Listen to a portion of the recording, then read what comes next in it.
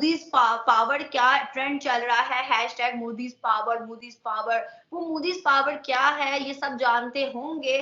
Qatar की जो news निकली है कि 8 नेवी ऑफिसर इंडियन को रिलीज किया गया है, जिनको फांसी के ऑर्डर्स आ चुके थे, उनको मोदी जी ने रिलीज करवाया है। और अब जो है वो ये ट्रेंड जो है बहुत ज्यादा वायरल हो गया कि मोदी की पावर अब दुनिया की नजर में स्टैंप लग गई है कि भाई अब मोदी की पावर ऐसी है कि वो जो चाहे वो करवा सकता है।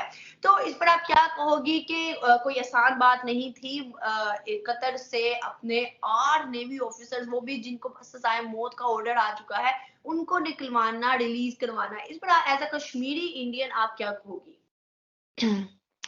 देखिए, सबसे पहले थैंक यू सो मच कि मुझे इस टॉपिक पे बोलने का मौका मिला। आई एम रियली ग्रेटफुल कि इस टॉपिक पे खासकर मुझे बोलने का मौका मिला। तो मैं यही बोलना चाहूंगी, again I am overwhelmed, again I am so proud to be the part of this country and to be under the governance of Shri Narendra Modi जी।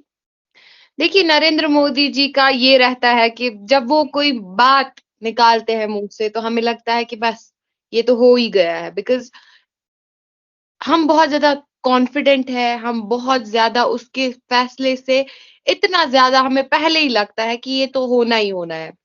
उन्होंने कब बोला था, उन्होंने जो-जो चीज़ें बोली थी वो चीज़ें हुई है और ऑब्वियसली वर्ल्ड ये क्योंकि ये पाकिस्तान भी बंगालियों की एहसान है, हमारा नहीं है। फॉर योर काइंड इन्फॉर्मेशन, हम लोगों ने पाकिस्तान नहीं बनाया है। मूवमेंट ऑफ पाकिस्तान बांग्लादेश से चली है। उधर कायद-ए-आज़म का भी कोई वजूद नहीं था जब ऑल इंडिया मुस्लिम लीग की जब बेस रखी गई है ढाका में 1906 नवाब सर सलीमुल्लाह खान की कोठी में, उस वहाँ से मुस्लिम लीग चली है। सारे जो कायद-ए-आज़म के साथी थे, टॉप की लीडरशिप, वो सारे बंगाली थे, जिनको पाकिस्तान बनने के बाद ख्वाजा नाज़मुद्दीन गवर्नर जनरल था, उसको थप्पड़ मार के वज़ीर आज़म हाउस से निकाला गया है। हम तो सिर्फ वो लेके घूमे हुए हैं। हमारी पॉलिटिकल पार्टियां अगर उनको वोट चाहिए वो कश्मीर का मुद्दा सामने रखते हैं, वो इंडिया और राह की बात करते हैं, जिसकी वजह से उनको जो है ना वोट मिले। ये हमें जज्बाती करते हैं, हमारी कौम का जज्बाती करते हैं, जिसकी वजह से। और हमारी जो किताबें हैं, हमारा एजुकेशन सिस्टम है, उसके अंदर भी यही पढ़ाया जाता है कि इंडिया हमारा दुश्मन है, उसके साथ हमारे ये ताल्लुकात नहीं हैं। जबकि दुनिया एक ग्लोबल विलेज की हैसियत रख चुकी है जब से इंटरनेट मार्ज़े वजूद में आया है। इलेक्शन कमीशन ने अभी तक रिजल्ट अनाउंस नहीं किया, तो हमें भी ये ड्रामा ही लग रहा है। लेकिन 14 दिन का टाइम होता है बाय लॉ, तो विद इन 14 डेज का वेट करना चाहिए हमें, तब तक आ जाएगा। लेकिन सब रिगिंग हो रही है। वो तो चाहेगा कि नवाज शरीफ आए। कौन चाहेगा? भारत चाहेंगे नवाज शरीफ? जी, उनकी तो बहुत अच्छी फ्रेंडशिप है नवाज शरीफ के साथ। जी, नवाज शरीफ के साथ। जी। तो यानी कि भारत चाहेंगे तो एक पाकिस्तान का प्रॉपर इलेक्शन हुआ था 1970 को, तो आप पैदा भी नहीं हुई थी। मैं बिल्कुल भाई का, जैसे रशिया यूक्रेन वॉर में ना सिर्फ इंडियंस को उन्होंने निकलवाया था यूक्रेन से, बल्कि पाकिस्तानी भी स्टूडेंट थे वहां पर और उनकी भी जान बचाई थी। इसका जो एक सबूत है कि भाई मोदीज पावर ट्रेंड पे है, ये तो हमें पहले ही नजर आ गया था जब यूक्रेन और रशिया वॉर के अंदर में यूक्रेन से स्टूडेंट्स को निकाला था और हमारे पाकिस्तानियों ने ही झंडा लहराया था। इवन लास्ट टाइम जो मछुआरे पकड़े गए थे पाकिस्तानी, उन्होंने बचाए थे उसके मलेशिया के वहां पर, तो वो भी कोई छोटी बात नहीं थी। वहां पर भी इंडियन नेवी ने बहुत ज्यादा एक हौसले का मुजाहिरा किया था। तो इंडियंस के अंदर ऐसा हौसले हैं। इवन बिल्कुल इंस्पायरेशन जो है वो एक फादर से मिलती है और आपका फादर जो है वो बहुत ज्यादा लीडिंग पर है और बहुत ज्यादा इस टाइम कॉन्फिडेंट है कि मैं कुछ भी कर सकता हूँ। दोस्तों, प्रधानमंत्री नरेंद्र मोदी आज मंगलवार को संयुक्त अरब अमीरात और कतर के दौरे पर रवाना होने वाले हैं। 2024 के बाद से यूएई की उनकी ये 7वीं यात्रा है, जबकि कतर की ये दूसरी यात्रा होगी। पीएम मोदी 13 से 14 फरवरी तक आधिकारिक यात्रा पर यूएई और 14 से 15 फरवरी तक कतर पर यात्रा करेंगे। इन दोनों देशों के लिए रवाना होने वाले पीएम मोदी ने एक बयान जारी किया, जिसमें उन्होंने कहा में 13 से 14 फरवरी तक आधिकारिक यात्रा पर संयुक्त अरब अमीरात और 14 से 15 फरवरी तक कतर की यात्रा कर रहा हूं। 2024 के बाद से यह यूएई की मेरी 7वीं और कतर की दूसरी यात्रा होगी। अपने बयान में उन्होंने आगे कहा, पिछले 9 वर्षों में व्यापार और निवेश, रक्षा और सुरक्षा, खाद्य और ऊर्जा और शिक्षा जैसे विभिन्न क्षेत्रों में यूएई के साथ हमारा सहयोग कई गुना बढ़ गया है।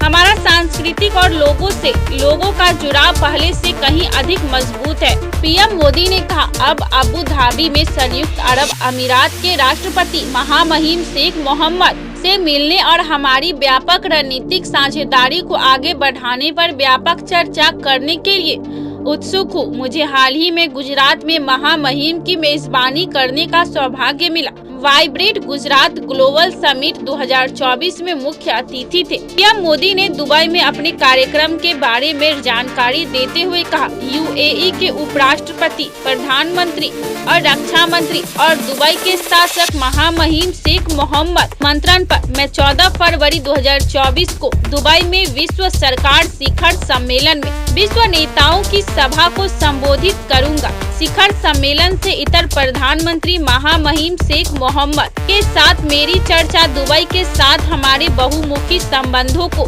मजबूत करने पर केंद्र शासित होंगी। तो यानी कि भारत चाहेंगे तो नवाज शरीफ आएंगे, तो यानी जो हो रहा है वो भारत की वजह से हो रहा है? नहीं, मैंने ये नहीं कहा। मैंने कहा क्योंकि ये पहले से ही ऑलरेडी डिसाइडेड था कि मुस्लिम लीग नून ही आएगी। अच्छा, डिसाइडेड था, सिलेक्शन थी, इलेक्टेड नहीं था। अब आप खुद देख लें कि जो इंडिपेंडेंट वो थे कैंडिडेट्स, वो भी उनके साथ आकर हो रहे हैं। यानी कि 14 डेज में बहुत ज्यादा इस तरीके की वो हो सकती फेल नजर आ रही है।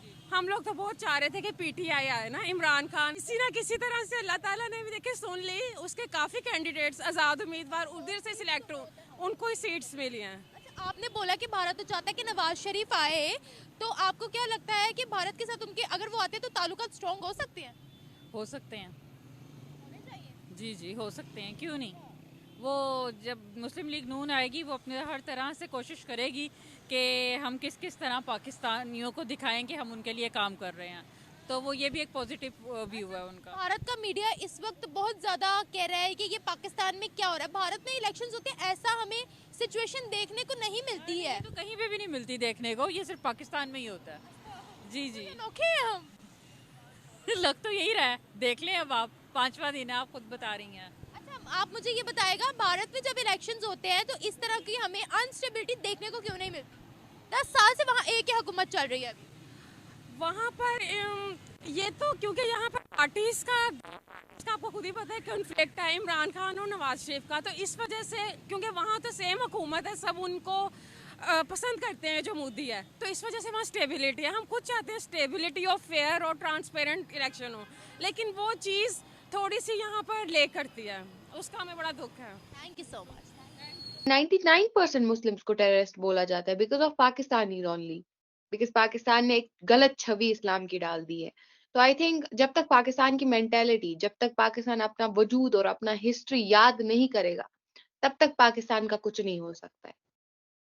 बिल्कुल सही फाइका, बहुत अच्छा लगा आपसे बात करके और आपने बहुत ही अच्छे अंदाज से हमारे सारे सवालों के जवाब दिए। उम्मीद करती हूँ कि हमारे देखने वालों को पसंद आई होगी आज की वीडियो। और जिस तरह से मोदीज पावर का ट्रेंड चल रहा है, इससे भी बड़ा कुछ देखने को और सीखने को मिला है। पाकिस्तान के यंग यूथ को मोटिवेशन जरूर मिली होगी। आपकी क्या राय है जो भी हमें देख रहा है इस टाइम, वो जाइए कमेंट बॉक्स में नीचे हमें दे इजाजत। हम मिलेंगे इस तरह की नई वीडियो में, तब तक के लिए अल्लाह हाफिज, बाय बाय।